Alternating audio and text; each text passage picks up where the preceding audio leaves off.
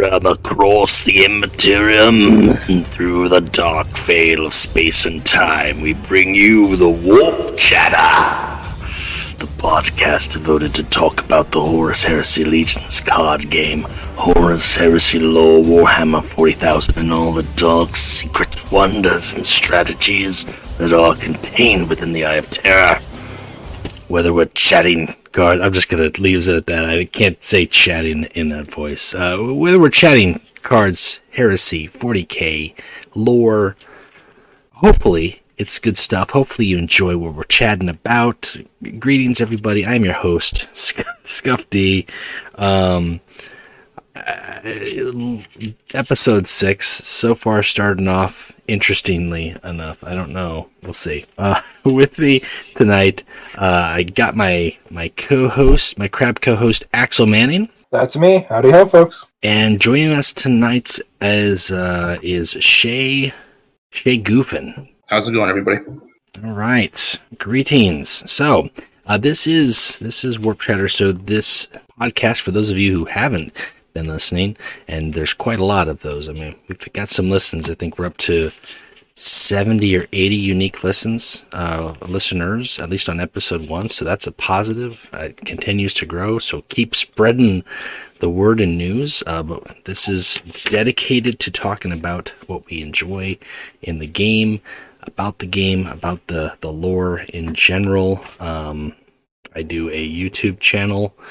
I've been doing content for a long time, been wanting to do a podcast for a long time. Finally got the equipment and the gumption and the get-go to get it going. This is a podcast for players by players. So hopefully it's entertaining. We're going to be talking about deck building in tonight's episode. I say tonight because we're recording at night. I don't know when you're listening to this, if it's the morning or night or not, but that's just picture, if you will, it's dark outside. We're sipping around our cups of joe or coffee or mango flavored yogurt, as it may be. And and we're talking about deck building. That's going to be our key subject, the approaches to it. I want to get Shay and Axel's takes on it. What drives them. I kind of talk about some of my approaches as well, and what we enjoy or don't enjoy. Mainly what we enjoy. I'd rather hear more pros than cons. But first, I wanted to talk about where we are at currently in the game. The new event, Second Battle of Davin, is up and running, and we've got a couple of interesting options here for prizing. I wanted to get your guys' take on those, as well as talk about the recently added to the game 4th pilot for the Knight household. So we're going to talk about that in just a sec, and then we'll get into the main subject of discussion. Looking at the event, if the Loyalists win currently, we get the Fierce Onslaught card, which is a 2 energy tactic that gives a friendly troop battle honor, can act again. And if we get the Chaos Victory, we get Davin's Moon, which is a 9 energy, puts in play 6 random Chaos troops that cost 3 or less. And obviously it's very early on. Right now it looks like the Loyalists are winning, but that could change depending on how deck options go and reinforcements are, etc., etc. What are your guys' takes on both of those options? Well, I see Davin's Moon to be pretty fun. As you just fill up your board really quickly with cheap troops. That could be good in, like, say, a Sang deck where you're just trying to get Reckoning quick. I'm very excited for the Battle Honor one, because I play Word Bearers, which is quite known at this point, I feel. And I can only imagine what one of my buffed up troops with terror could do if he can wipe a board every turn as well. It's going to be scary. And I'm looking quite forward to getting that.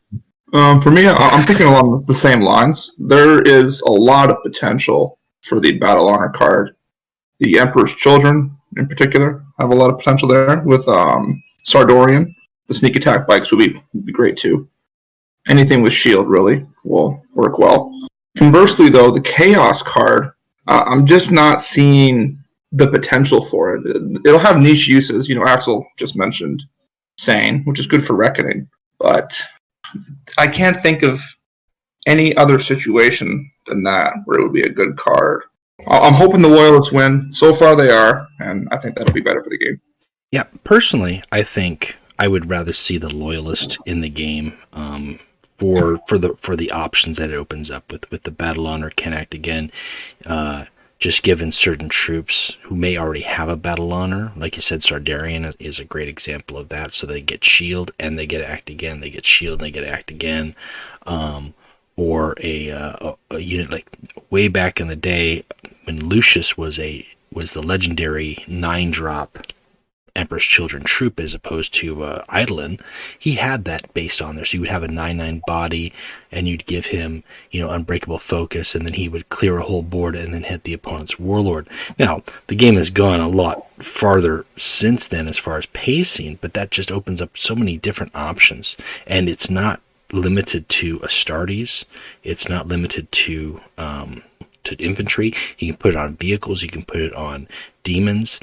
So even in the word bearers who are pumping out greater demons, you can use that. Obviously, because it's not chaos, you can't use it for Ruinstorm. But if Ruinstorm were to create it and give it to somehow were to get a hold of it, you could give that to something like the Chosen and just really really go to town, or throw that on Tribune, or even a swooping eagles. No. Yeah, from the Custodes. Hunting Eagle. The 6/5 Hunting Eagles. Yeah, Hunting Eagles. I mean, they basically are. I wish they were called Swooping Eagles. For 8 energy, they could become like a better Tribune because they would get that rally effect. So there's a lot of options there.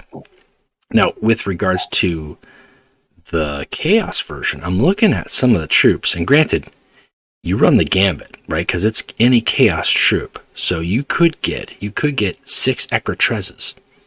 You could get 6, Chaos Sorcerers, but you could also get, 6 Fire Cultists, or, 6 Wounded Zealots. Yeah, 6 Wounded Zealots. You could get 6 Nurglings. I mean, it's really random, and it's definitely feels like it'd be a lot more niche. Like, there could be some interesting combinations there, especially if you've got the Word Bearers or a infantry-based deck.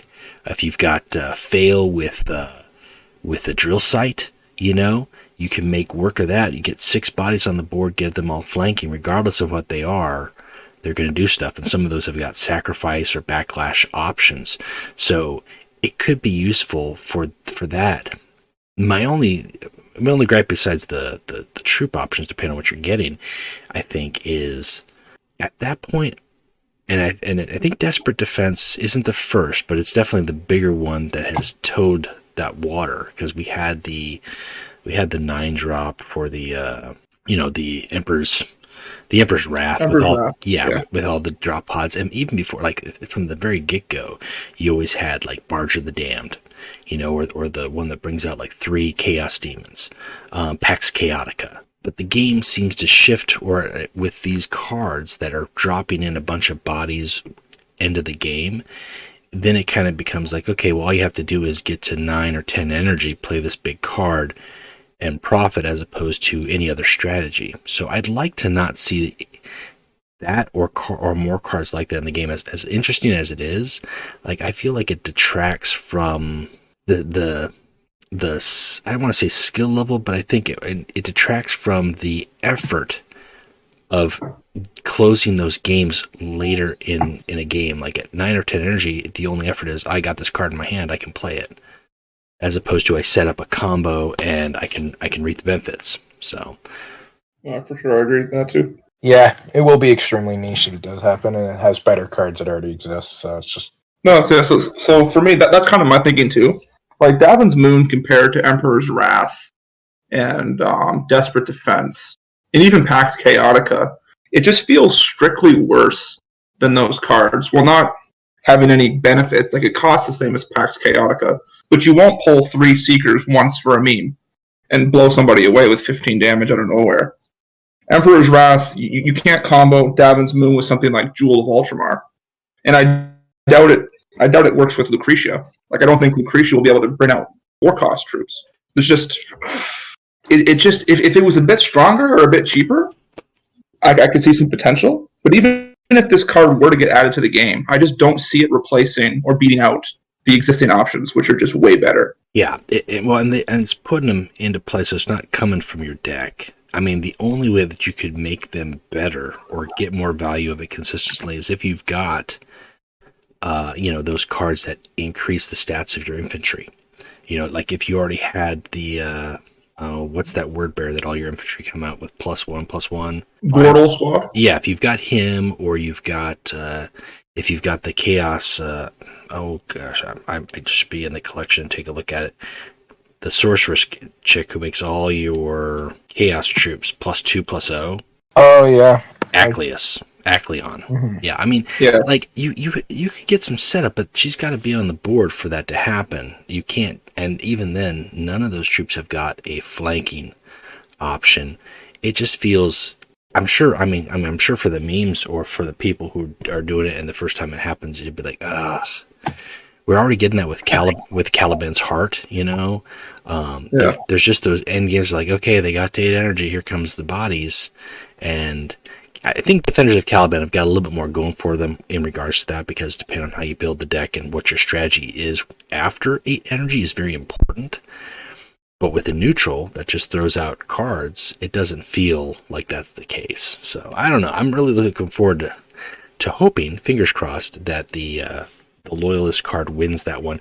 I think with the options in the event as it is, I know a lot of people are talking Kurz is very strong in it as an option, but I think so too could be the lion Sanguinius, and I don't know. Are we going to see Gilliman, or is he going to be in the reinforcements? Because story-wise, he was a reinforcement. Yeah, I believe he'll be reinforcement that shows up. Did either of you guys read the book that's from? I know what happens. I've not read it in a long time. I just finished it like 3 months ago, and I cannot remember the book itself. The name of the title. Hang on here. Hang on. You guys talking about yourself. I've got a book on my shelf here. I'll just take a look at the catalog. So Canada. Just returning to the combo potential of Davin's Moon. Having, say, Accolon out, even that, it just feels bad, because if you look at Davin's Moon, it puts in place 6 random troops, which is your entire board. Oh yeah. So if you have any troops set already, up a combo, yourself. Yeah, like if you set up that combo, you're actually getting less value, at least in terms of what the card does in a vacuum. And the thing is, it's 3 or less, so there's a chance that you'll have made more than your value's worth of energy from the cards. There's also a chance it's going to draw 6 1 costs, and you've paid 9 energy to draw 6 energy worth of cards. Or 6 0 costs. I'm back now. Yes. That is also a chance. Yeah. It's called Ruinstorm. I don't know why I couldn't remember that for the life of me. That's the easiest title to remember. Ruinstorm. Isn't it like the end of that book? It is. It's the climax. Yeah, it's really the climax of that book. I'm surprised that they really didn't touch on Unremembered Empire too much through the course of the game so far. I was expecting a little bit more there, but Ruinstorm was by David Annandale. I'm not a huge fan of all of his stuff. He's done some good stuff. He's done some not so good stuff, in my opinion, at least. But that book I liked. I liked that book because it did a very good, in my opinion, probably up until this point, one of the better representations of the character for Lionel Johnson, as well as Sanguinius. Because there's been a couple books that Sanguinius has just been kind of this wallflower, guy who's tied by the whole fate thing, and we don't know what to do with Sanguinius. Let's just put him on the throne. And that book gave him a little bit more, to do thematically. Spoilers here. I mean, he knows what happens to him, and he is either going to embrace it or try to change it. And the whole plot of Ruinstorm is the 3 fleets, the entire 3 fleets of the Death, Dark Angels, Ultramarines, and Blood Angels, trying to pierce the Ruinstorm that has encompassed, the galaxy that for the course of a good portion of the heresy shut off all the travel, and the journey that they go on, and try to unravel the mystery as far as how to get to Terra. And then, of course, they encounter, the warp denizens, and it has a showdown where they end up making it back to Davin. And the some of the descriptions that are in there are like, they just felt like vintage, like grimdark. Like they come up to this planet, and I don't know if it's Davin or if it's the planet before they get to Davin. And there is this mammoth chaos space fortress, and it's basically it's described as like, you know how big the Imperium and the battle barges, or Space Marine battle barges, and the Invincible Reasoning are, and this thing is so big, it's like stuck to the planet, it's coming out of the planet, it's created by the warp, and it's so big they're like ants compared to it, and all of their mega weapons combined do nothing to scratch the surface. And it's like so epic, like the scale is ridiculous. It's like, it's just classic Black Library GW, scaling. It's like, oh yeah, that thing is like 30 million times beyond reality. And so, yeah, so the battle with Medail ends up, Sanguinius duels with him, kind of comes to his own conclusion. The Dark Angels and, the Ultramarines have their own struggles. Gilliman's struggling with the story arc that he's been on, and Lionel Johnson as well for him. And he's kind of, what I liked about that book is Johnson comes to this like idea is like, well, I have no regrets destroying these planets that have been, the birth worlds of the Traitor. It kind of like sparks that idea. So he, after this, is where he goes on his crusade, and like just destroys all the home worlds of all the Traitor legions. And he's okay being that guy. He has no problem doing it. Baseline. Yeah, it's not like he was any different before that. Now he just has an excuse to be himself. Good for him. Yeah, and he's like, yeah, like you guys wouldn't be the ones who would do it, but I would. It's not like he basically tells Gilman, is like, yeah, I know that you wouldn't do it, but I have no problem doing it. And he wouldn't stop. He's looking for an excuse. He really was. Like, you have this feeling that he really was. It was not bad.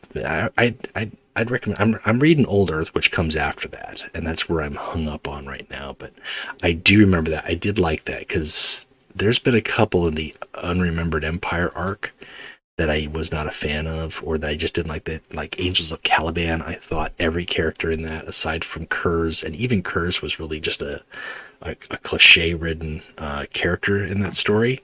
Like, they just took everybody's cliches and every Legion's cliches and just like amplified them by 1,000. So this one did it better.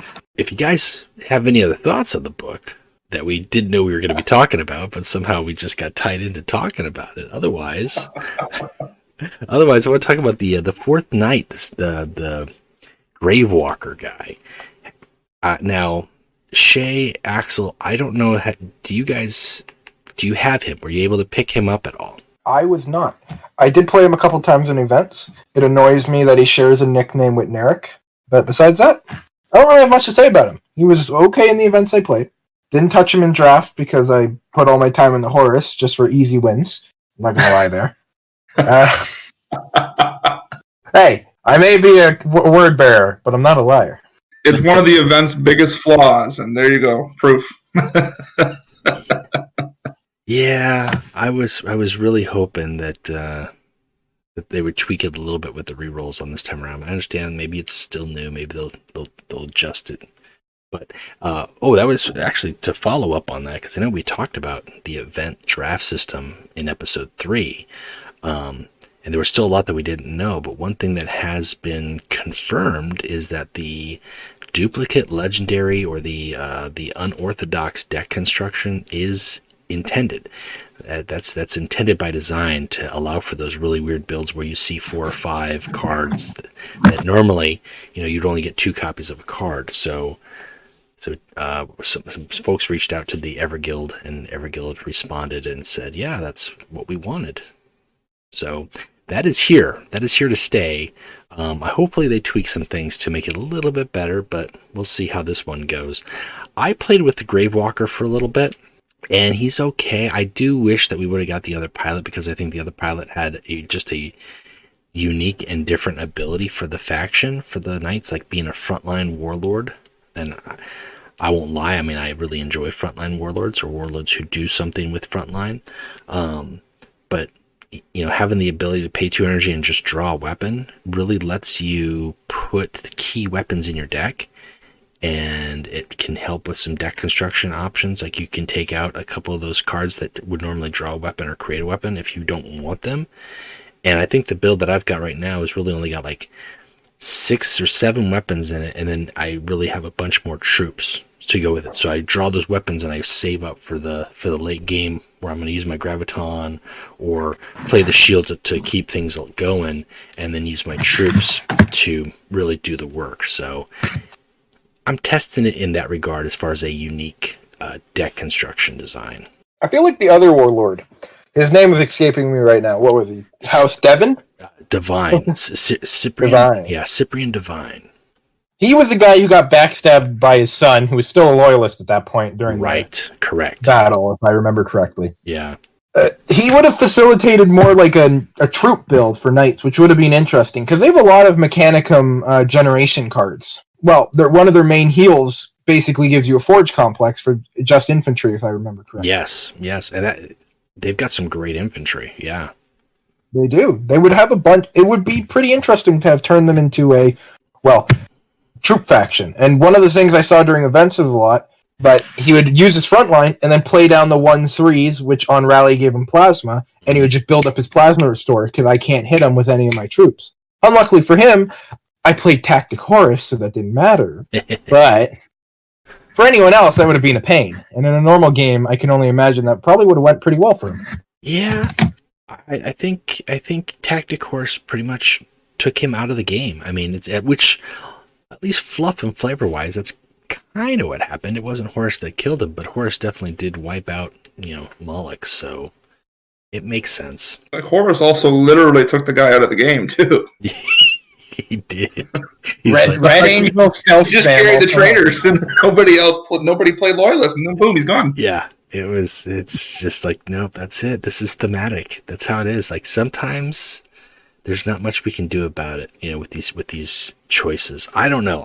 I mean, there have been a few events where I really feel like it's been balanced and the choices have been fair, like a fair trade-off, but usually they're not ones that matter as much, or they're not tied to warlords as often. Like even when we had the choice between Amit, the Flesh Terror, and Azkaelon, and we ended up getting Azkaelon, it was still fairly close.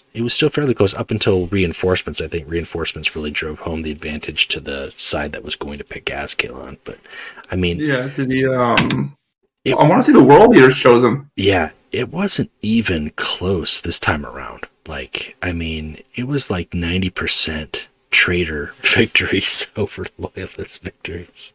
Part of this problem too is that perception plays into it quite a lot. A few months ago, I forget the event, but 5 out of 6 of the warlords were perfectly capable of going 12, and even those 5 had 1 or 2 decks, sometimes 3 decks each, that they could use. But people were still flocking to, I think, the loyalist side in that event, just because the thought was that the loyalist side had the better decks, even though they objectively, in my opinion, did not. It's the same with this event. Like even if Horus is just so weird in events. Like whenever he's in events, people just flock to Horus. So even if the Knights stood a chance, even if they had good decks, I just think it was inevitable that the traders were going to win. Yeah, the Blood Angels did pretty well. I know Phil Carey was running them for a while. He got some wins with just Unorthodox. I got up to 11 wins on a run that I did with him, and then I'll be honest, I went with Horus. I went with Horus. Now, to be fair, when I did that, I did it mainly for the idea of, okay, I'm just going to go see how many Chariot of the Gods I can get in this deck. But I mean, it lended itself. They all convert to chaos eventually. He got me, man. The War Master got me. You either die a loyalist or you live long enough to become a traitor. I hate it. Chariot of the Gods Horus wasn't the only abused combo too. I think it was J Thrills. He was talking about spamming tons of stealth troops with I think the Red Angel. I did that a couple times too. Yeah, and I'm not gonna lie to you, I went hardcore for the Chaos faction that time around simply for their cards. And there was very few anti-stealth. I was like random damage or none, and you just take the hits, and it's easy enough. So we'll see how this one shapes up. I mean, we're only 2 days into it so far. I'm excited to give it a go. Our lodge, Trader's End, we're just taking a sit out for right now. We got a couple guys who are going hard, but I'm gonna probably play at least one just to give the old draft system a try again. and see what wackiness will ensue. So, with regards to talking about wacky deck constructions and drafting and all that stuff, I want to get to the big subject of the hour or hour and a half, as it were. Deck building. It's a really broad thing, and I think everybody has got a different way that they approach it. Everybody's got a different look at what they do or why they include certain cards or what cards they feel are must-haves in most of their builds. So it's very broad. It's kind of hard just to start off with like, okay, here's what we're going to talk about. But I want to kind of get your guys' takes. When you start a deck, when you are to say, okay, I want to build a new deck, do you choose, just to start it off, do you choose an idea with a deck, whether it is a card combo or a card pool, a faction, or whatever it is, or do you pick the Warlord first? I usually go Warlord first, because I feel like Warlords, a lot of factions, some of them it's a lot less blurred, but most factions, different Warlords completely change the way you would play that faction. So I like to lock in my Warlord first before I think of the plan. And I usually go for my cards if it synergizes with the Warlord. See, for me, I'm the opposite. I definitely start with the idea. So for the upcoming Bar Night Legions, just due to the changes with Chaos Marks, my plan for that tournament is just to create something fun that actually tries to take advantage of them. So the obvious choice for that is Ingathel, but I didn't want to do that. So with the idea of Chaos Marks in mind, after I've decided that, I then try to narrow it down to a Legion that can actually use Chaos Marks really well, or has a lot of support for it. And then after that, I'll choose the Warlord. So for me, that meant the Sons of Horus and Torgadon. So I didn't start with Torgadon. I started with Chaos Marks, and then through looking through the game, I eventually got to that Warlord, and then I went from there. So we got two different approaches. So you got one who, and I tend to go with the Warlord myself, but that's also because I use all the deck slots. So I have to have a slot for every Warlord. That just is the way I'm programmed. And every Warlord has got to have a deck. But you've got that where you start with the Warlord and you're like, okay, here's the framework. What can I use that's going to complement his ability? And then you've got that idea where, like, as opposed to, I've got this concept I want to do or test, whether it's a change to a card, like you said, the Marks of Chaos. If you've got like when they did the Iron Hands, they rebooted or they buffed up, changed, altered a lot of the Iron Hands cards, but none of the Warlords. So which Warlord do you fit to that? Well, what do you want to do? Do you want to do a bunch of relentless stuff, or do you want to do one Wombo combo? Do you want to do, a souped up Santar, a Super Saiyan God Goku Blue Saiyan Kaioken times 100 Varus Manus? I mean, it really depends, and then go from there and then fit the stuff in.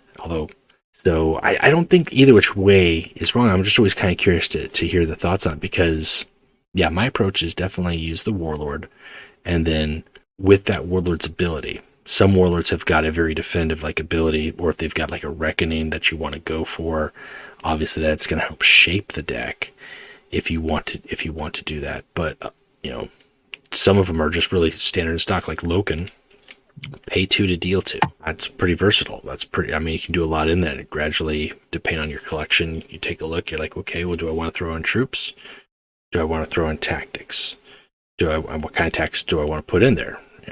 Are they just going to be all damage dealing tactics, or are they going to be tactics that support troops? And then you've got other Warlords who are just straight like Canis Vertex is a prime example of that. Like, that Warlord is just going to deal a bunch of damage. He's pretty broad, but that's really what he's going to do, deal a bunch of damage and keep his weapons alive. So then you want to build around frontline and stun removal and, support that concept. Maybe find ways to get to 10 energy and do the desperate defense strategy. So once you've got your framework, you've got your Warlord picked out, or you've got your deck concept picked out, like I want to go with Chaos Marks, I want to build with Argyle.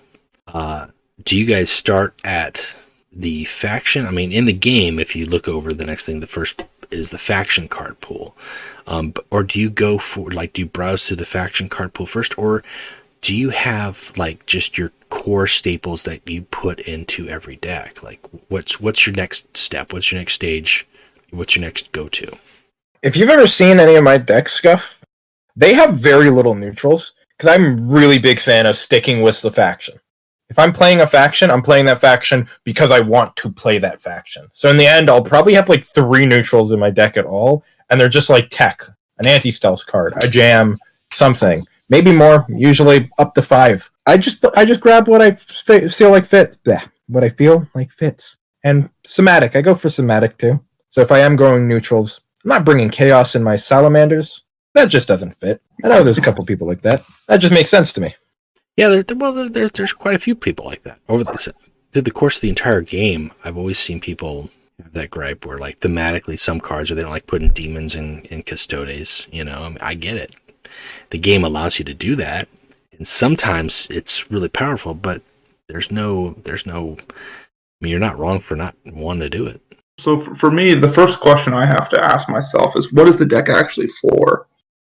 Not that for me is the most important question. If I'm building for ranked, then I'm going for my staples to start. So that's my preferred anti-stealth. That's my preferred text for draw. That's all the Legion and power cards that whatever I'm playing has. And then there's some key neutrals in there. Like I like to take Mugwort and stuff like that. If I'm building for something more fun or casual, that opens things way up, which is why I prefer building for those formats anyway. But I typically do also start with the Legion cards, just because, like Axel, I do want to play the Legion that I'm actually playing. I don't want to run a ton of neutrals with just the Legion Warlord. It just doesn't feel... I feel like I'm just missing out when I do it that way. Mm-hmm. So at most, for me, I think I have more than 5 or 6 neutral cards compared to Axel, but I won't go... If I have more than 10, I either have a really small collection for that Legion, or I'm doing something really weird that demands an increase in neutrals. Like I'm doing something with Chaos Infantry, for example, that just requires more neutrals to work. Yeah, I think that's fair. I'm trying to... Like, if I envision my approach, I just try to build a solid deck for the most part. Like, if I'm building for a Warlord, I've got a Warlord or a faction, either which way. Usually I go for the top Warlord. I pick the supporting cards from the faction first that I feel would best support that Warlord. Because there's always ones that are like, oh, this is a good troop or a good tactic, but not for this guy, maybe for the other guy, you know. Some of those are much more clearly defined than others, like Skilled Rider, you know, or something like that. We're like, yeah, that's only going to be good for a few of these Warlords. You know, put in the legendary power cards, because there's nothing wrong with having the legendaries that make sense and work. And then I go from there as far as, okay, take a look at the deck. Am I using a lot of troops? Am I using like high cost stuff? If so, then I go try to balance it out, or try to meld it out with maybe an abandoned supplies or some neutrals. Something, if I've got too much stuff that is 4+ and higher and not enough 2-cost energy troops, then I will go to the 2-cost and try to see what there is to fill that gap that meets what it is that I'm trying to do, if it isn't already. I mean, to be honest with you, especially as I get a faction collection filled out, it becomes a lot easier just to put everything that I see in that faction in, and then I've got about only 4 or 5 spots left anyways, which is usually for those neutrals. You know, I'll throw in a Jubok, a Melgator maybe, and then depending on what I've got in the deck, whether it's a damage dealing tactic like Artillery Strike or Informant Network, or maybe it's a couple front lines for the Mechanicum, and then I kind of go from there. So, yeah, I don't know if that's a hodgepodge or a mesh between what both your guys' styles are, but I do think that's a thing. I understand, like you said, Shay, I mean, taking a look at what you're building for. Are you building for ranked? Are you building for fun, or for casual, or for a tournament that's got, you know, deck construction restrictions? That's going to be a big shape there, especially depending on what level of play you're at and what you're facing. Like, if you're in ladder and you're facing the same 4 or 5 Warlords, then you might be building specifically something to counter those 4 or 5 Warlords that you're seeing. and that's really going to fuel, 50% or more of your card selection. Absolutely. And just building on that, for me, building for ranked, just the deck building section of it is one of the reasons why I ended up moving away from ranked, just because it started to get boring or uninteresting. Like when I'm building for something like Bar Knight Legions, it really feels like I'm building a 30-card deck. It's something interesting, it's something weird, it's something highly restricted that wouldn't work anywhere else or be sensible anywhere else. Mm-hmm. But when I'm building for ranked, at least when I did it, and this is months ago, when I did it, I wasn't building a 30-card deck. I was building maybe a 5 to 10-card deck. Because you've got your text, which you need, your anti-stealth, your draw. You've got the obvious Legion cards that are super good. So when I played Alpha Legion, that meant heroines. You always had heroine. You had your score, you had your instrument, stuff like that. And then at the end, it's just, well, I've got 20 to 25 cards that are just, I just need them to run this Legion competently.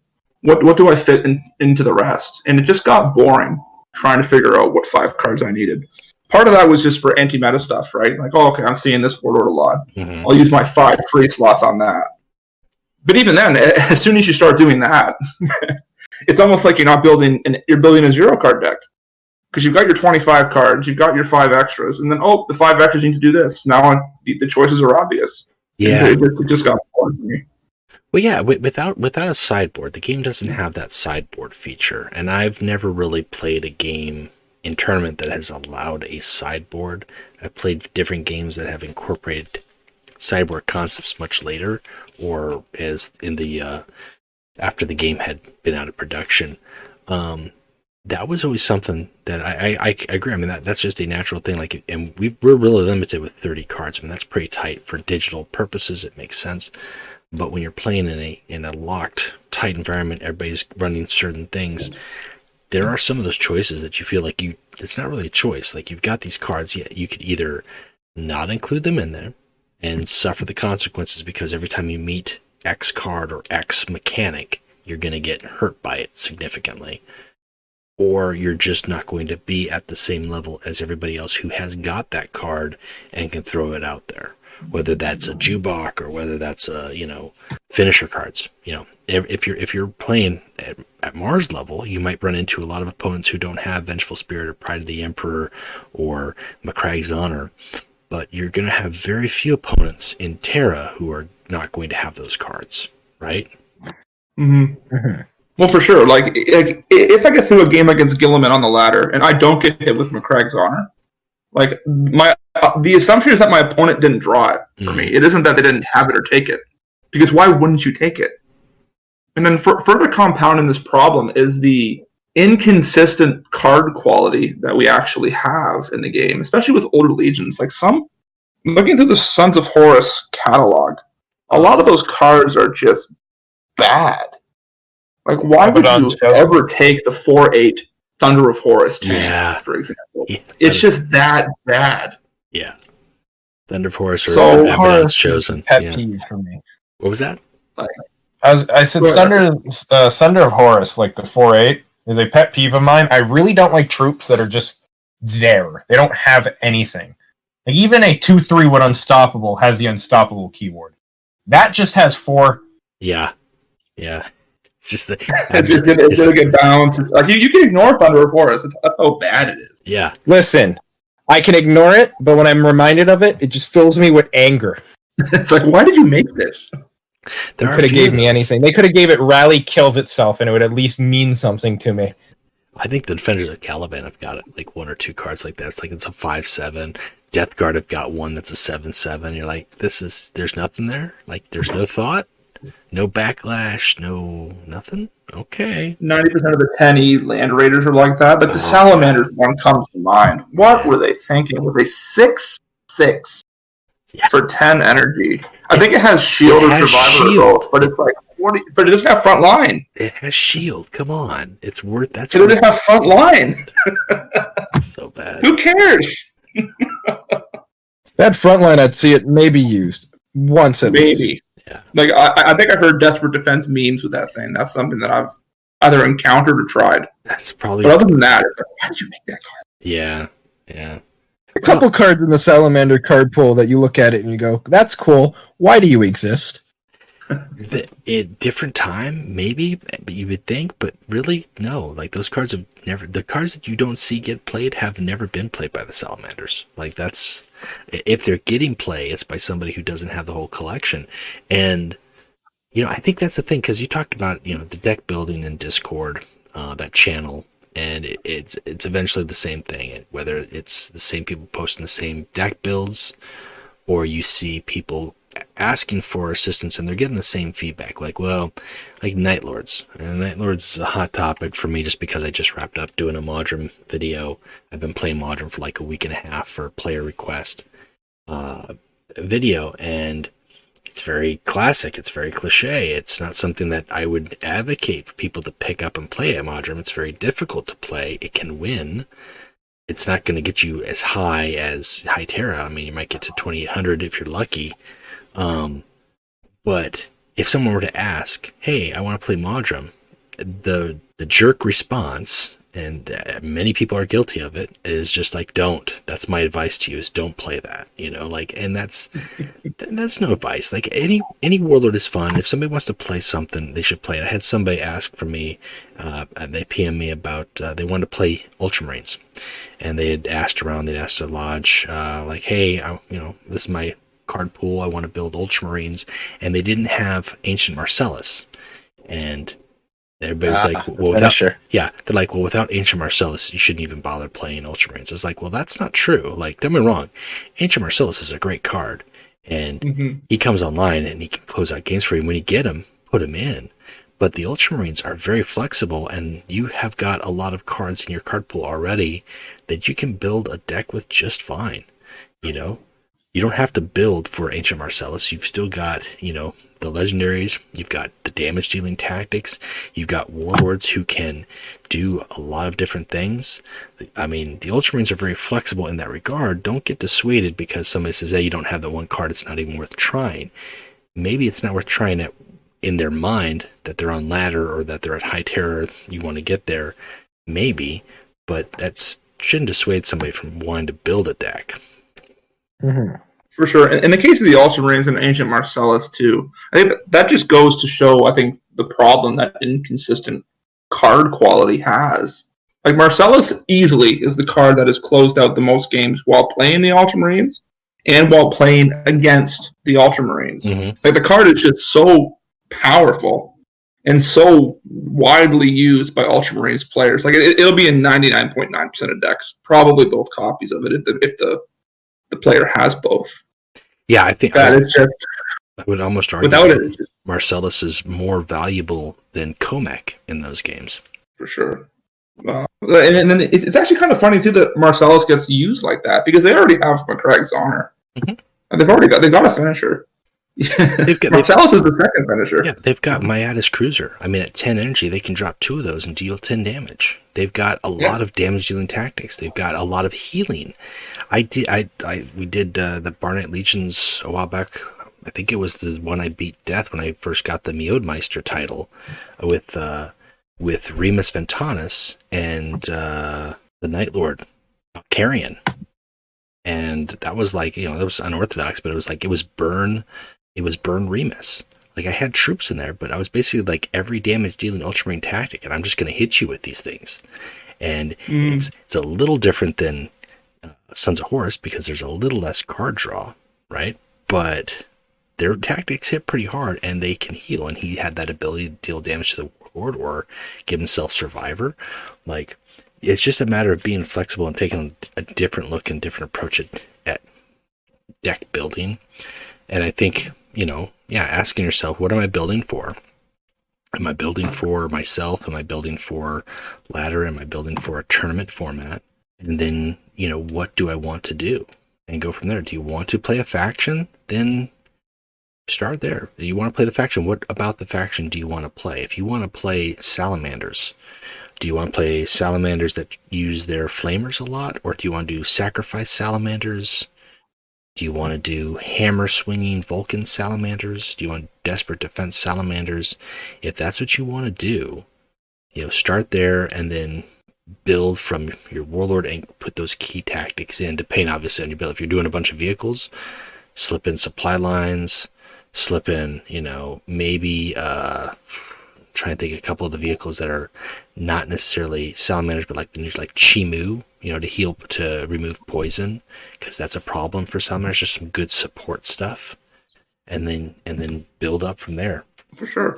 And that's part of the reason why something like Bar Knight Legions is so much fun, right? Like, if Ancient Marcellus, for whatever reason, is just banned from that tournament, like, it opens up the 90 slot, or it just opens up more card positions for you to play with, and you can kind of find something new and interesting to play. Whereas before, it would just be no-brainer. There's Ancient Marcellus, that's my 90 slot. Now I have to fill the rest of the deck. Now I have those 2 slots to fill, and who knows what I'll use, who knows what I'll try to play around with. Yeah, and some of the tournaments will see that. I mean, we do that in the Bar Knight Legions. I know some tournaments have done that where they don't allow certain epics or different factions depending on what it is. Like when we're doing Bar Knight Legions, we've done decks that are commons and epics only, and then we did one that was like rares and legendaries only, or something like that, or only rares. The last subreddit was just commons and rares. Yeah, and an epic warlord. Well, it was, you wanted him. It was the 2-in-1, like only one legendary was allowed in your deck or something like that. Like, we've done different things, and I think, but when you're playing in a tournament, everybody's on the same page. Everybody's in agreement with that. You're all going to say, hey, we're all at the same level. And it's kind of the same when you're entering an event. Everybody is, whether we like it or not, we're in, we may have a social contract that we're all playing the event the same way. Rerolls exist. People can or cannot choose to use them. We're going to run into those people playing those multi-card decks if they're lucky enough to roll them that way. But when you are playing ladder, that's not the case. You can't, there's just no way to have 5,000 or 10,000 or 2,000 or 200. I don't know how many people are actually playing ladder at different levels. Everybody agree, yeah, we're just not going to play these cards anymore. The people are going to play what wins more than anything. Doesn't matter what it is, too. It could be Anthem, or it could just be the typical power cards that your Legion has. Absolutely. And no amount of shaming is going to bother people either. They don't. At that level, they just don't care. Yeah, when Anthem War was a thing, and there's been those key combos through the course of the game: Vengeance Garrow, Atham Or, Warp Retreat Raven, Warp Retreat Mortis Squad for the Raven Guard. I don't know if there is there one hot and bothered one right now. Knights in general. People are shaming me for playing Logar since his buff. It's not going to stop me whatsoever, but it's good to know that it's working. There's no shame in playing Logar. The guy deserves some shine. Isn't his resign quote? Does it please you to witness my shame? Yes. Something like that. And every time I see that, I say to myself, yes, it does. So far, my Logar has just been on a roll, so I didn't have to see that. Logar is fun. I played him a little bit today after I wrapped up the Modrum. I dipped back into trying him out following the change, and I like it. It didn't change a whole lot with the deck I was already doing, but the switcheroo with his whispers is nice. That really broadens up, and I can see how it pushes my opponent to respond and deal with certain troops more so than they normally would. So that's nice to see. But yeah, there's no. Just love the numbers. There's no, like, when it comes to certain decks and combos, unless there is a environment or a format that is going to restrict that, people are going to play what's going to win, and then that, in its own way, will shape some of the deck construction. Like, hey, you've got to have this card, or you've got to play this card, or I've got to have this card because I'm always facing X Warlord. Which kind of gets me into the next point is those, not necessarily silver bullets, but they're meta choices. A silver bullet in some games is like, you play that card, it gets rid of the threat, period. You don't see that card anymore again, whether it's to straight out destroy or remove from the game or whatever the case may be. In our instances, we've got more or less cards that are geared to have a favorable matchup, whether it is something that does more damage against vehicles or Titan weapons, something that deals more damage to the Warlord, something that is going to like Eritan, that's going to punish opponents who've got a wide amount of troops or units on the board, or stun removal because you're seeing a lot of stun opponents. So you've got those choices. When it comes to those meta choices, you guys kind of already said there's a few, like 4 or 5 in there. Which do you lean for more? Do you lean for more aimed against one particular warlord or deck? Or do you lean for a meta choice, a meta inclusion that has a wider options to it?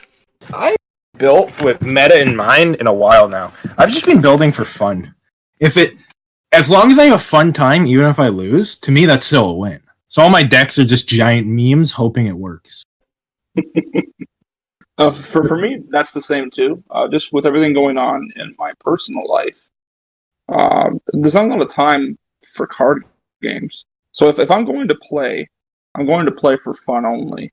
And if I'm going to play, devotees only here. Devoted or not at all here. No, I want this man out. So like meta cards get used, but if I'm going for some late game combo, some weird crap in the end game, like in Bar Night Legions a couple sessions ago, I was playing Cassie and Vaughn. It was just Forge Father to Kill tactics. Oh fucking hell! It only beat Axel too. Everybody else destroyed that deck. I got unlucky. The one card I needed. I don't know if that was the best choice for me, but it was fun, and I pulled it off once. I was drunk. It was a good time. If you pull off the combo, then that's all that matters. That's fun. Yeah, if you're going for a meme and you get it executed, even if you lose that game, it feels satisfaction. It's like I hit you in the face with 20 attack har. Like I win.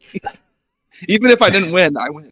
Yeah, I don't know. Like for me, because even when I'm building to test a deck or playing around in practice, Bar Night Legions is a different thing because I let the format decide what cards I include. So I don't even pay attention to meta like at all. Like there have been so many decks that I've made for our tournaments where there's been no stealth inclusion, which I mean nobody runs stealth next week, but I'm just saying like I usually don't include stealth like removal or anything like that. So that's just not going to happen. I rely on all the rest of my cards to do the work for me.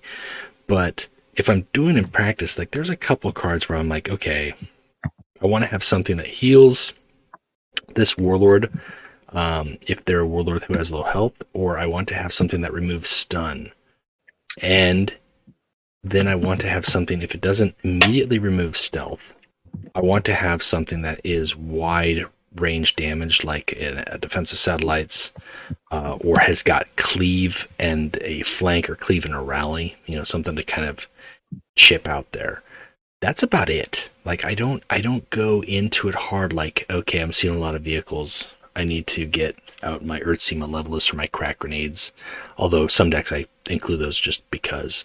But I think those for me, like those are the two approaches. If it's a warlord who I use to do a lot of things, then I need that stun removal. That's an option. That's not required for every deck, but at least some sort of wide range damage. If I don't have a Legion card that has stealth removal in it. Yeah, no, I've been subconsciously just tossing in defense stats if my Legion I'm playing doesn't automatically have a board wide. Mm-hmm. I don't even toss in Rain of Fire, which is 2 to everyone. Yeah, that's just bad. You know what? I'll take the gamble. I'm going to roll all 1s, or I'm going to roll all 4s. I've had good days, and I've wiped entire boards of Chaos Spawn with 1. So I'll gamble today. Well, and if you're going word bearers too, you've got Degatal bikes with that rally, right? I love those bikes. Yeah, love those bikes. They might have been one of the best parts of Malvoyance when they Malevolence. Yeah, Malevolence. Yeah, my memory is awful. When they buffed word bearers just a little bit, it was enough where it turned those bikes to, yeah, this is like a budget seek and destroy, I guess. To no, this is good. No, I can get behind this. For sure.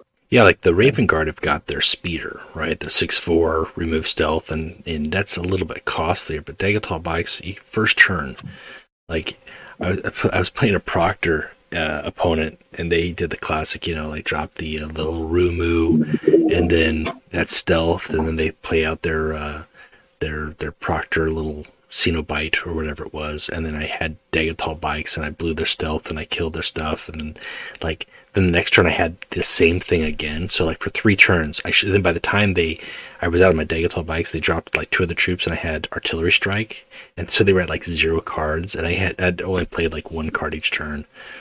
But because they come out so quick and they have that 3 attack, they can typically do what Joker Company can do at 5 energy. You can do it at 2 energy, and that's a big swing, because there are those troops. Raven Guard is a good example. Up until recently, people were playing Orphans of War a lot more, and they could survive. Yeah, and so I like Dagatol bikes. And I love the Word Bear card pool. Yeah, it's a fun card pool. It's a fun card pool. I have a big gripe with their card pool, though, and it's... So, now that I think about it, I don't make decks for myself that often. I've been the go-to guy for word bearers around, because people just message me asking me questions, and I always run into the same gripe, and this is going to be a little ranty. A lot of people see that the bigger rarity, or rarer rarity, that sentence sounds awful, but rarer rarity means better. Word bearers are a prime example of how that's false. Yeah, I would agree. I mean, their legendaries are good, but... Oh, their legendaries are great? Not all their epics are. Their rares and commons tend to be better than their epics. Yeah. I run into that problem a lot, where it's what's your deck look like? 2 Captain Apostles. Where's your Dark Martyrs? Oh, Captain Apostles are the same energy, but they have 7-8 instead. Please just look at what the Dark Martyr does! Dark Martyr is the best common in the game, hands down. But without a doubt. Yeah, it beats out another Martyr character. It's when people sleep on Torgal Squad. Oh, I'll just take a Gorlem. Torgal Squad! If your enemy leaves Torgal Squad on the board, they done goofed. Yeah. Torgal Squad will make them regret all their choices. Yep. I've been running Torgal Squad for just when I revisited with the Lorgar here, because before I was playing him, he didn't have that self heal, right? And now it's okay, yep, this guy is just going to get bigger. I had one game, I got him up to a 16-12 because I had the Dark Blessing plus other Dark Gifts on there and all the Battle Honor stuff that he was doing, and he had Cleave, right? Oh, I love Cleave on him. And you get Battle Honor from your Cleave kills too. So he cleaved 3 troops, and he gained 3 Demon Hosts in 1 turn. I was like, that's awesome. That's when you put down the phone or the laptop and you just go, yep, this is going to be over quick. You feel good about that. Well, I still lost that. Yeah, I still lost that game because it was Perturabo, but it was close. It was close. He had his 3 damage dealing tactics in hand, and I feel like he drew that last one. I could be wrong. He could have had that in turn, but he had just enough to do 15 damage. If I could have been out of lethal by 1 hit point, that would have been great. So we talked about the meta choices, the staples, the approach to building the deck. Going into after you've loosely assembled it, just to kind of quick gauge, do you guys take a look at the cost alignment or the cost breakdown, as it were? I usually do. Oh, sorry, you can go. Sure. So for me, the curve, I have to look at the curve, because as you're putting cards in, it's easy to kind of stop keeping track of what the entire build looks like. So it's not uncommon for me to get to the end and suddenly, I have 7 5-cost cards, and I have no 4-cost or 3-cost cards, and it's just if I draw bad, I'm screwed. Mm-hmm. And then I'll go back in and fix it, or I'll deliberately take out a certain cost card if I have too many and try to balance it out a bit. I like to have a nice curve going on. Me, I just gamble with it. I'll look at my curve and be like, "This is a nightmare. We're gonna toss in a couple matches and see what happens." And slowly but surely, I'll tweak it. It's I have a handful of 8 energy cards, and I'm still at 2 energy. I'm gonna need to remove a couple, and I keep doing that. Mind you, that blew up for me at the beginning when I was first playing, and I was like, I only need 1 Dark Martyr. That's a lie. Always go for 2. Always 2. Always too. Always 2. Hell, if I could have a deck of just Dark Martyrs, I would fight to stay alive till I get to 7E and then unleash hell. Or the warp, I guess. I think only my challenge decks are the only ones where like the curve like super matters to me. Shay, when you're building, and the only, I guess, the variation, do you take into consideration with the curve warlords who can adjust it, like Lucretia and Saltarvitz, or warlords who've got a cost reduction concept? So how do those warlords factor into the curve? Mm-hmm. Like when you look at that, like do you readjust your curve to be higher, or do you leave it as it is, or do you try to fill in those gaps even more so? That's interesting. The Emperor's Children in particular, it's actually quite good to go high curve with them, just because you've got not perfection's fault. You've got tactical brilliance. You've got Saul just being a dick the entire time. You've got your supply lines, which combos well with some other vehicles, and then you can just bring your own vehicles too, or neutral vehicles, I should say. So when I'm playing the Emperor's Children, I'm okay going high curve. When I'm playing Fail as well, I tend to go high curve because I don't have an energy turn 2. And the hope is that I pull asteroid belts early. Right. So, best case scenario, I'm playing with 5 energy from turn 2 onward. I don't mind having my curve start at 4 and moving up. Lucretia's tough. Her ability is really good, but a lot of what she wants to do involves swarming and drawing cards. So when I play Lucretia, which isn't often, mind you, I don't really play her much. I do lean lower, just so I can get out that early board state and just frustrate my opponent into quitting or being overwhelmed. See, I've always seen that's her weakness, is that people who play with the swarm and go with that, if they don't get card draw and you can survive that, she loses those games. So when I build her, I tend to start with troops that are cost 3 or 4, and the same goes for like Tarvitz, Saul. I have no 2-cost cards in my deck because there's no point. Like, I can make a 3-cost my first turn play. So I'd rather start with that, and why put myself in a weakened troop that's not going to do anything for him? The whole point of him is to play ahead of curve, or like I said, like Fail. Like, why would you want to include low-cost troops? And Fail can generate that stuff if it's just through the course of the game.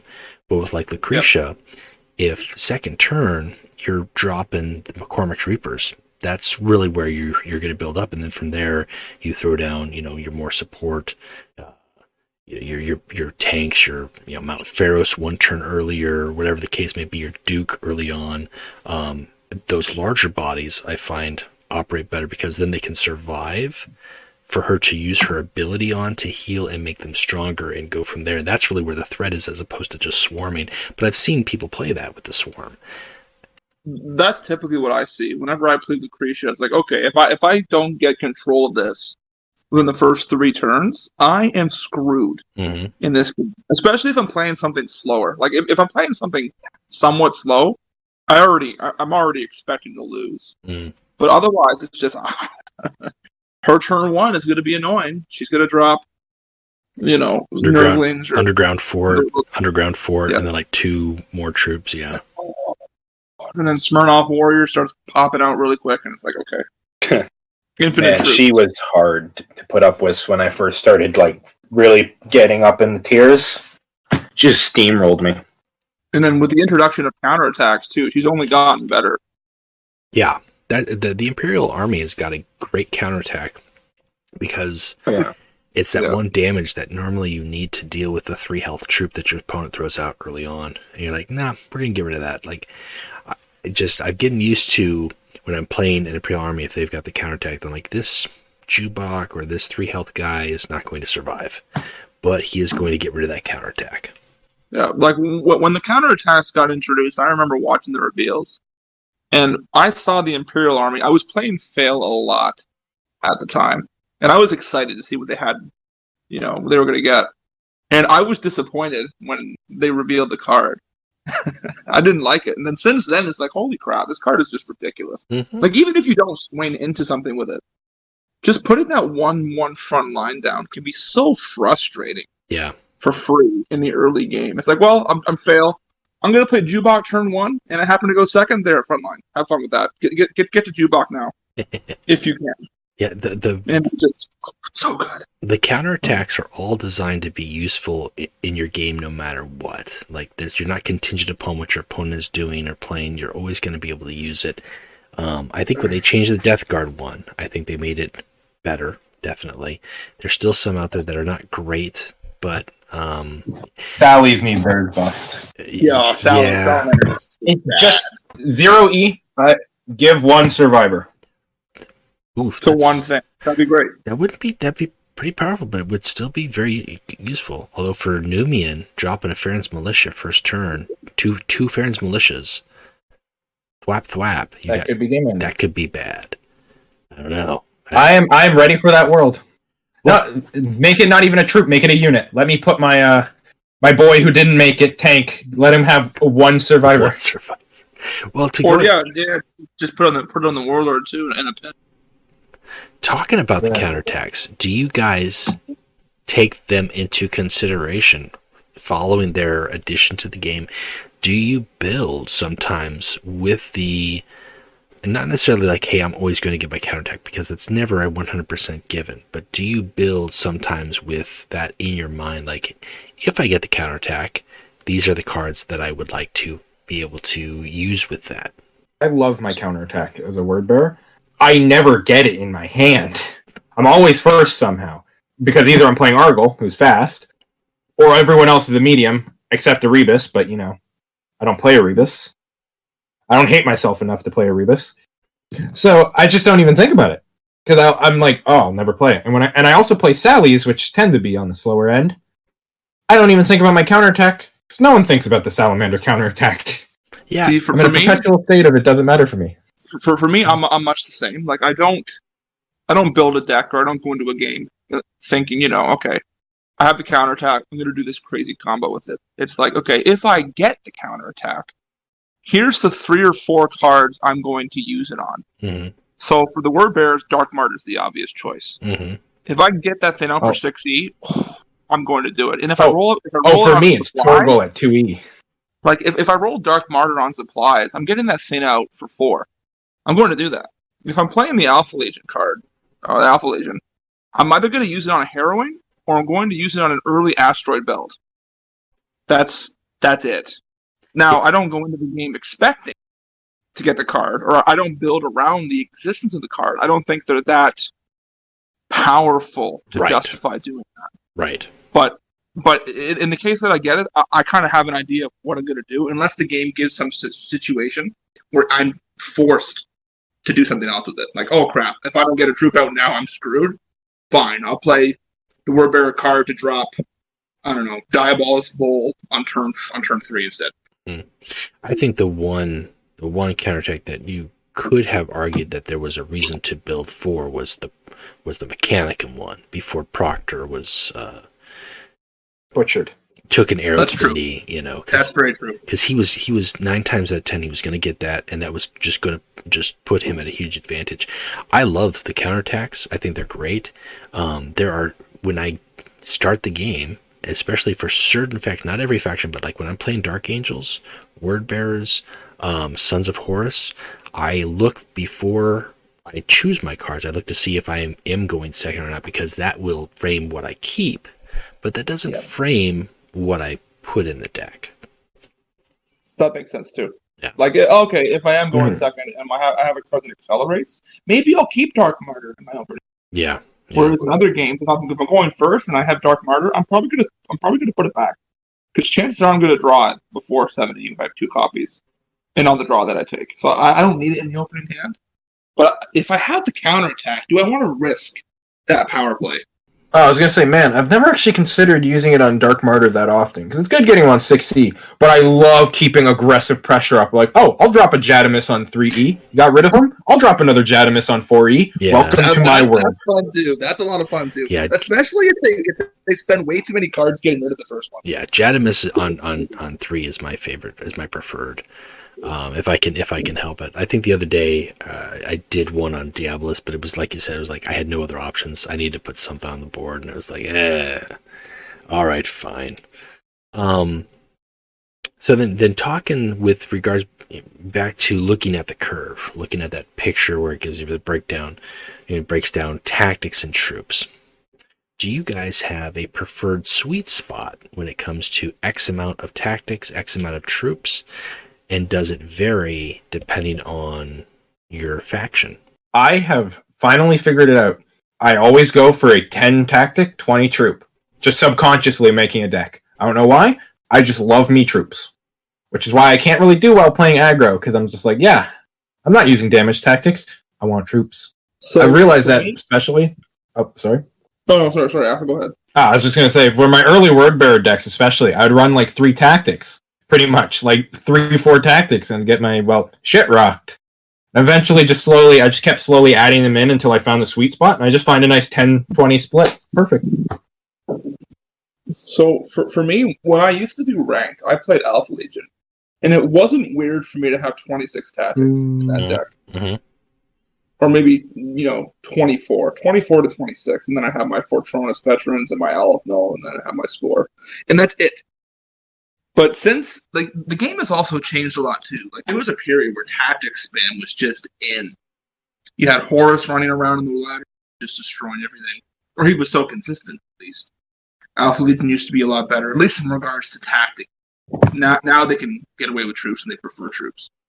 But for me, I think I'm close to the 2010 as well. If I'm building a deck, I don't go into it thinking, okay, I need 10 tactics. I'm going to count those out. I need 20 troops. I build the deck. Mm-hmm. And more often than not, it's I'm hovering around 20. That's how it works out. Yeah, I think, for me, inadvertently, I'll get usually about 12 and 18. That's where I start with, and then depending on playing or taking at that moment, taking the look at it after I've thrown all the cards in there, and I take a look at it, I'm like 12 and 18. Does that work? Does that curve work? And then I adjust it from there. But I think roughly 10 to 20, 12 to 18 for me is okay. With those exceptions, either faction driven, like I said, my Peck. My Ingo Peck deck has got 3 troops, and it's got a bunch of tactics, but they all serve a key purpose, and I know that, and I built for that specifically. Whereas the opposite side is my Lucretia, or my Latara Saren, has got 5 tactics in it, or 3 tactics in it, which is really taking a chance, but it's built because all the troops do things for me, give me options, and because I'm so low on tactics, then I lean even harder into troops that thwart tactics, shield generators, learning hydras, edict of censure, just for the real kick in the nuts after they got rid of my shield generators. I'm like, okay, here you go, have that. Those are the kind of the odds extremes if you're building to that end. But very rarely do I have a natural 8 or less tactic build, or a natural 14 and more tactic build without it being a deliberate choice, because it feels like there's a balance in there. And whether that's Warlord or faction given too much or too little, or even if it's 15-15, you really run the risk of much more feast and famine at that point. If you're going for a tactic heavy build, you have a Warlord who is either going to thrive on that or be supported by that, so you're okay with it. So when you start drawing troops and you're not getting your tactics, it feels bad. Or if you've got a Warlord who needs his troops to really shine, but you're drawing all your tactics, then you are losing his opportunity to do anything with his ability or whatever. So it's always it's weird, but it's not advantageous to be 50-50 split. I think the game has changed a lot, too. When I was playing, what I used to play on ladder, which was Pale Spear Alpha Legion for a time. Even though Pale Spear has changed. Tactics Alpha Legion, I don't think will work as well anymore. No. Just because troops have gotten so high value, and the game's gotten so fast. Well, that just reacting to everything just doesn't work anymore. That's why Peck still works, but Peck is the exception because of the Secret Orders and his generation, but not the go-to Peck that people were playing, back with Pale Spear. It's you actually have to play it. It's smart, but that is the exception. I do think troops are more important for the Alpha Legion. I have a blast playing Classico Alpha Legion. going to coin that term, Classico Alpha Legion, which it's got, all the shiny troops. When I say shiny, there's like really just, Score is the golden one. I don't play with Ifrit, but I play with the Stun Boys. I play with the card drawing. I play with the Land Raiders, the 5/6 Land Raiders that force card drawing. I play with, I don't play with Saboteur Squad, but I play with the Ghost Squad, and I play with their Terminators, the 7-drop that stuns a troop on a rally, and then you can pay to stun troops. Good. And it works because right now, I think when people see Alpha Legion and it's not traps, they're surprised. But it all synergizes very well too, because they all stun. They don't buff, but they draw, so they force my opponent into that state where the heroine becomes a real problem, as well as forcing my opponent to deal with these troops instead of my warlord, and that puts me at an advantage to reach my end game. And the game has shifted to that degree, whereas before it was really like, okay, I'm just going to draw a bunch of cards, and that's how I'm going to win. I get to draw more cards than you, and I win the game. And I think I like how the game is now, where it's smarter and it's forcing a little bit more of those plays. It has taken a long time to get to this stage, and it's not easy. There's still room for improvement, but with stuff like Duplicitous, with stuff like you've got factions that are pumping out multiple cards, even Desperate Defense, it's consistent and it can offer reasons for people to build and play those large body troops, which, by the way, are usually susceptible to the heroine, unless your opponent gets really lucky and gets those shielded troops out with their Desperate Defense. Desperate Defense builds can eat it with the heroine very easily. Just shouting that out there for anybody who is stymied.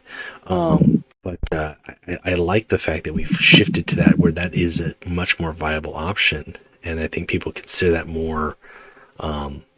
Whereas like Burn Horus, you could play it, but whether you're facing Night Household or another unit that is ramping, like Saltarvit's ramping Desperate Defense on turn 4, it's not going to serve you as well. I think just looking back of the past few months too, if you look at all of the more recent buffs that have come out, they've almost always been hard troop buffs, right? Like you've got the Word Bearers. They buffed 4 or 5 troops at once. Mm-hmm. They changed Ashen Circle. They changed the bikes. They changed the Possessed Marine. They changed some of the weaker troops. Death Guard just got a whole slew of troop buffs. And Death Guard are fun. I think it's on the Horus too. Yes, Iron Hands have got their recent change. With the Chaos, with the Marks of Chaos, that is definitely a buff to a lot of just about anybody who plays. And you can't play a Mark of Chaos on an empty board. You've got to have troops to play it, so that becomes a buff for those builds. Yeah. Yep. Just returning to the Alpha Legion for a moment, just where I learned the value in Alpha Legion was actually in Lodge Wars. And I was playing against Angron. And it's like, okay, I've played Angron and Ladder a lot. The tactic versus tactic game, I don't want to play that game. So in my Alfarius build against Angron, I had 2 shield generators, and I had Edict. And as I was playing these cards, I was getting emotes from Angron. It's like, do you have any honor? When I dropped the first shield generator. But after the game, he's like, why the fuck did you play Edict in your Alpha Legion? And it's like, why didn't you play it in your Angron build? Yeah. And I took that game from him, and it was awesome. I had the I think it was a World Cup when I was playing. I don't remember what team it was. I think it was the French team. I was placing their Angron, and I built kind of that way. It was like, all right, I'm just gonna tech hard against tactics because it's tactic Angron. But I ended up facing troop Angron, and that just ripped me a new hole. It was bad. I was like, oh man, because you go one of 2 ways. You're like, is he gonna do the classic Angron because he knows what I am, or is he going to throw me a curve? And I just leaned too hard into it. I was like, I'm gonna double up with that 10-10 front line and hit those with the bandit supplies and drop those guys really quick. And like right out the gate, he's like, okay, here's what was it, the Monument of Corn. And here's some of these, these veterans, and here's the old Argus Brawn. And I'm like, Argus Brawn. I was like, if I had my stun If I had my secret orders, like, oh my god, like, why? Why? I built too hard. Like, I remember practicing with Kobolton for that Alpharius versus Angron matchup. And Kobolton was one of the 3 people who actually won the previous Log Wars. Mm-hmm. And I had Pell tests. I had Pell tests in my Alpharius deck against Angron. And he was asking me, he's like, why do you have that card? And I'm like, well, what if he plays Brond into Escape Pen? and in that game, he did do that. See, you never know. And it felt great. I'm like, I knew it. I've done that combo for a joke, and he did it. That's like, just you have that one card. Like, what if they do it? What if they do it? And then it pulls off. If he does it, I'm fucked. Yeah. If he does it on 5e, I'm screwed. Yeah. Because Alpha Legion, I guess I could play, but Alpha Legion doesn't take stealth removal very often, if ever. No. At least I do. No, there's They can go wide. yeah, their stealth removal option is to play the Thunderhawk and stun whatever's in stealth by stunning the adjacent unit. Usually the Warlord, and then Yeah. hopefully you get to the arrowing That's before you're dead. Yep, exactly. Like, So if he plays Brond and Escape Pen, I lose immediately. So that was a good game too. all right, well, we are tailing in here to the 1 hour 20-ish, 25, 30 mark. I feel like there's still a lot with deck building that we haven't yet covered. I mean, we had talked about play testing, which is a whole thing maybe unto itself. I think that's an experience depending on who you're playtesting with, what tools you've got used, whether you're playtesting just in the game, against your own decks, against your lodge mates. There's so much out there. I mean, we might just have to touch back on like a deck building part 2 Electric Boogaloo at some point. But I just realized we didn't really get a whole intro to you, Shay. I normally just like say, hey, here's who we've got. Here's our guest. Tell us about yourself. I think we just kind of skipped right to talking about Ruinstorm and the event rewards. So That's the more interesting stuff there. Yeah, like I don't want to say that you're not interesting, but you're no Lionel Johnson, okay? I'm not. You are a fellow Canuck, though. We outnumber Scuff right now. This is true. Listen, I won't lie. About like 20 minutes ago, when you guys were apologizing to each other for interrupting each other, I was really hoping you guys would just keep apologizing and just like play out the cliche. Theoretically, it could have been a loop. None of us. Oh, I'll tell you a story about that. It's happened to me before, in real life. Like, unironically, oh my god! I was coming home from school in my during my undergrad, and you have to go into the first door of the residence building, and then you immediately have the next door, which you use your fob on. And as I was trying to go through the fob door, somebody was coming into that little chamber where you actually leave. And they had a couple friends, and I had a friend. And we all got kind of stuck in here. And it was just 20, 30 stories as we worked out this small space meant for maybe 2 people. And there were 4, but it was, like, after it happened, I just looked at my friend and like, we're so fucked. It is so funny. It's like the Maple Leaf Paradox. Like, obviously, they should have left first. Like, we were coming in, so, they can wait. But you couldn't say that in the moment. You had to apologize. I can't say that to them. I'm not American. That's 99% true. Americans aren't honest. We're just blunt. I was here first, buddy. Get the fuck out of here. No, I'm sorry. I'm sorry. It is sorry for all the listeners. Sorry, it's not sorry. That's a joke. Sorry. Okay, wait. Now, is it XYZ or XYZ? Zed. It's this bothers me. It's Zed, but it ruins the ABC song. It does. Here's the thing. We may both be Canadians, but we're separated by the blight that is Quebec. So we've evolved different ways. So we're not always in agreement about this. Or we've devolved. I say Z more.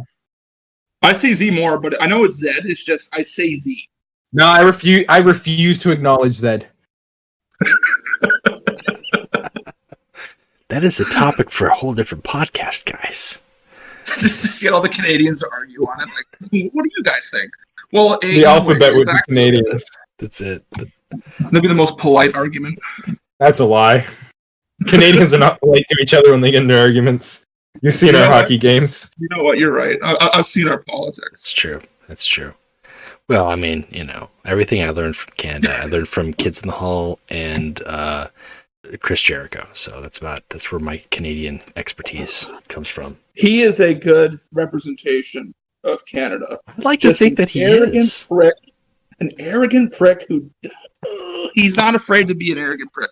That's very Canadian. He is the greatest of all time. Every time I see that man, he gets better. He gets better every time. He's always doing something weird. Like he was a host for some robot fighting show for a while. Yeah. I don't know why he did that, but it was awesome. He's done everything. Like, which, He's in a band? More power to him, man. More power. He's actually a rock star. He's a rock star. He's an author. He's got a best-selling book. He's been on Dancing with the Stars. He's had TV shows. The man is just clearly on path for greatness. And I'm just envious. Le champion. We've hijacked this. Yeah, I don't know. Hijacked the podcast. Where are we going, man? Where are we going? My God. It's just what we do. Is that who you are, Shay? You hijack podcasts? Oh, yeah. I'm Canadian. The more Canadians get in a room, the more powerful they become. Yeah, for sure. Like, you just start building off each other. Because it's like Power Rangers. We just join forces. The world, and then we formulate opinions quietly. And when you get us together, it's like we just start sharing. Now, is curling a televised sport there? I don't care for it. It is real. It is a real quote unquote sport, and there are clubs for it. There's one in my small town of 15,000 people. Small town. It's a small town. I live in a village of 4,000 at most, okay? Is there a curling club? No. I'm surprised. We have a golf course? Do you have, what is that sport? What's our national sport? Something stupid. Lacrosse? Do you have lacrosse in your 4,000 person town? Fuck. I don't care for lacrosse doesn't have enough violence to keep my attention, unlike hockey. It's inferior hockey, and hockey already sucks. And I say that. Welcome to SkuffD podcast, also known as the Canadians have taken over, and there is no hope to get it back. This is getting hard. This is hard to rail here. I'm going to talk about deck slots really quick. While you guys are talking about lacrosse, you know what rhymes with lacrosse? Deck slots. That's a lie. It totally doesn't rhyme. That's how I'm going to go. It is a better topic because lacrosse is that bad. We are full up on them. As of the new fourth pilot, we're out of them, so I would like to see more of those in the game. I know, Axel, you don't put them to use, but you really, really should. I'm going to make a bunch of them that are just over and over repeats of Logar, and I'm going to write out an entire page of one of his books. And just each deck will be like a sentence. The name or a sentence from the book, and then you just like write it up in your catalog. Like consequently, so it says a sentence. Yep. Yeah. Okay. I'm just gonna scroll through them, and then that is now my plan. That's a screenshot. Do it. Sounds like fun. For me, deck slots. Like I don't have a deck slot for each warlord. I use deck slots to prepare for tournaments a lot. Yeah, they're very handy. So when I was preparing for Lodge Wars, when I was doing Lodge Wars, I had 5 fail versus Aggron decks that I was testing, and I had my one template, which I copied 4 times, and then I would adjust the 4 copies. What if I face tactics aggro? What I would want to have. What if I face troops? This is what I would want to have. Mm-hmm. And then I'll test both against what they're intending to fight, and then the other variant to see what works out better. Right? But like when I have a deck slot for each warlord, it's just I have to delete some to do that, and I just can't. I can't do it. It's nicer when you've got some room, and I think if they give us another row, then you have that room. It's possible, guys. I believe in it. Oh, that's why I'm petitioning EG to remove deck slots. We have too many right now. Half the number. Half the hat number and half that number. Into it. I will take everybody's deck slots. You can have one deck slot. I will take them all, and I will be slotted for your sins. And that's how we'll roll with it. Like 95% of people play every warlord the same way anyway, so you don't even need multiple deck slots per warlord. It's just there's Kurz. It's the same. That's the Kurz deck. Well, Shay, what do you do when you're not playing Legions? Oh, try not to fail law school. Trying not to stay in law school? Try not to fail. Oh, okay. Try not to fail law school. Okay. And it's a bit harder. So far, so good, but I had to miss the previous 2 events in Legions, which I didn't miss at all. Yeah, Because that's fair. I'm not a fan of the draft system. The re-rolling And that system. it's here to stay. The re-rolling system. One of 2 things has to happen. They either have to make the cumulative cost of re-rolling count throughout the 10 picks you make, or they have to remove it. Because as it stands, we have never been so openly against new players in this game, and that's just my little tidbit about that. Yeah, I mean, we've talked about that on the 3rd episode. We were talking about the event format as far as it being friendly to new players, and I do think there's some big room for improvement. Kind of going into drafts. I said something up on the Discord earlier. Somebody was mentioning it's like when you play a draft tournament in a store, you don't get the option to buy new packs for the draft. Like you still play with what you're given. So even in that regard, it feels like it's not part of the design. It feels like it's an add-on that is beneficial to those who can spend it. If there was incorporated with, like, whether it's fixed or limited rerolls that everybody had access to, then you could say that there's a little bit more strategy to how you do your deck construction, and maybe we'll see that at some point. Yeah. Like I've got 3 mediocre choices here. Do I want to use one of my limited rerolls to go for a better one, or risk getting 3 crappier options? Right. Maybe not. Yeah, if it's your first group of selection, do you want to go, or maybe you've got, like, it's towards the end and you've got 3 saved up, and you're like, all right, well, I can afford to roll all 3 of those for this one and see if I get something better. I don't know. Yeah, we'll see. Well, Which is why I'm petitioning to replace the gems with coins. Why not? Fuck it. Double down. Chaos prevails. hey, I still wouldn't spend it. I would still save those coins. I got Imperial Fist coming here in 2 months, so I'm ready. Yeah, that's. I hope that really brings something interesting to the game. I have hopes. Just because, just with how troop oriented it's going, I can't imagine the Imperial Fists won't shake that up. Yeah, like they're not going to be anti-tactic. That's ridiculous. No way. But I do think that they need to be. I mean, without just going into it, I think that there's some concepts that classic 40K has got that we don't see. We don't have the keyword Overwatch, and I was very. I hope they have Overwatch. Yeah, I was very impressed. I think I'm trying to remember which of the new factions it was. Not Resolution. That's a new one. Requiem. No, that's what it was. Resolution when they changed it, when they added Resolution as an actual keyword. That was. I was relieved because they didn't use the keyword Overwatch, which I am hopeful that will be a keyword for the Imperial Fists. And which would be thematic too. Yeah, it would be. It's an entire legion of that one Sons of Horus card that damages your troop by 1 when you play it. Well, that or in my mind, the way I see Iron it Havoc is like a defensive. Well, better than Iron Havoc. I would see them as a defensive first strike, basically.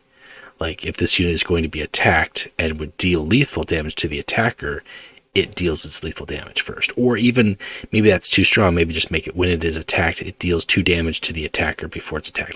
Like Overwatch 1, Overwatch 2, Overwatch 3. So, even before they get attacked, they are going to deal damage. I don't know. An entire legion of that one turret. Yeah, we could spend a whole day brainstorming over just what I would love to see with the Imperial Fists. And maybe That may have to be the next episode. I don't know. Yeah, maybe. I think, actually, next episode, we're going to be talking to Def, not your physics teacher. So he's one of the content creators that is out there. So he's going to be up and available for doing that. And we're going to be talking to him and kind of talking about how he does his videos and, who he is as a player and kind of go from there. So, right. Well, on that note, I think we'll kind of tail and wrap it up. Now, do any plugs? Shay, do you have anything you would like to plug? I want to thank my mother. She's good. She's good. She's great. Thank you. And that's it. Make sure she listens to the podcast. She's looking at me when you said that, so I had to say something. She's right here. She's like, "Are you gonna plug me?" Like, thanks, Bob. Let's say hi to your mother for me. I just plugged you. You're on the internet now. That's it. It's forever. Axel, do you have anything you'd like to plug? I'm using this to plug my official declaration of war against Quebec for their very existence, and that is the only thing I'm saying. You know what? I second that. I'm sick of turning a can to like look at the instructions to cook it, and then I find the French side first, and it's like, oh, I got to turn it again to look for the English instructions. Let's declare war on Quebec. It's just like that 1 second of my time is so much more valuable than their culture to me, and I'm sick of it. I'm done with Quebec. I'm declaring war on Quebec too. My mother's great, and Quebec is done. Right. That's my plug. Let's see if Quebec is still on the map next week when we come back. Give it a minute. I don't think Def, your physics feature, is from Quebec, so I think he's safe. I'm gonna go ahead. Yeah. Lucky him. I'm going to go ahead and plug, besides deck slots, I'll plug my YouTube channel. That's SkuffD. I do lots of videos there, do contests, deck building contests, deck list, card-by-card breakdowns, strategies, training cages. Currently working on some recruit level stuff for newer players, but I've just wrapped up recording for a modern video, so you can expect that. You can expect a Dark Angels card-by-card coming out soon as well. Also, if you are interested in casual tournament play, we've talked an awful lot about Bar Night Legions on tonight's episode.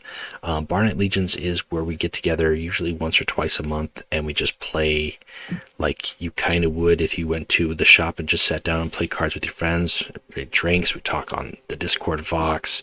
Sometimes folks will stream games. Usually we've got some deck restrictions or construction requirements that really force you to play top tier stuff, or B tier as we like to call it. So the stuff that you normally don't see in game, you'll see at Bar Night Legions, and everybody just aims to have a good time and have fun. And you're always battling for the Miodmeister title, which is, in my mind, one of the most coveted titles in all of Horus Heresy Legions. That's it. There's no prizes beyond that. There's no gold, no cards. It's just for glory, honor, and beverages. So if you yogurt. Yes, so a mango yogurt is a battle cry often heard. So if you would like more information on that, you can look me up as SkuffD on Discord or on Reddit. I post the recruitments there, the links for challenge to sign up on, and to find out more about it or ask around to somebody else who has participated in Bar Night Legions. We'd love to have you guys out there. So, with all that said and done and plugged, Shay, thanks for joining us tonight. Yeah, thank you. Axel, we will be talking again next week with Def Knots. I don't know if I'm trying to think of a good abbreviation for it, like Fizz Teach, Def Knots Fizz. Just call him physics. Physics. Yeah, that might be work. I'm gonna call him Def. Like, what's up, Def? I think that's cool. But then we know Def, the Nurgling lover himself. Oh, that's true. Def does sound like death. I'm doing an EF versus an EATH, so physics might be better. All right, well, I'll figure it out. I got a week to figure it out. So thank you guys for joining us, for being part of the show, and for everybody out there who's listening. Please share the podcast for anybody who would like to, or you think would like to hear it, and we'll talk to you guys. Join our war against Quebec. Yes. Well, we want you. I'm not advocating war on Quebec. I don't know them. I hardly know them at all. But I do know these two Canadians. So we'll talk to you guys next time. All right, bye. Cheers, guys.